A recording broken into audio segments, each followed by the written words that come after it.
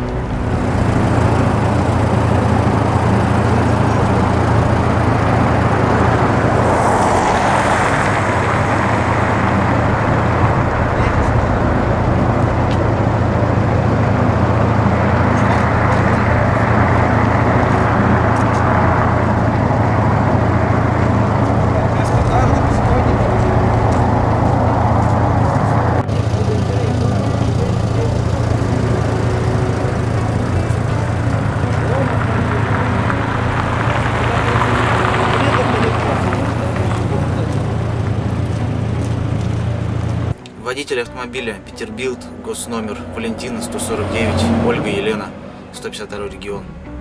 Куда двигались?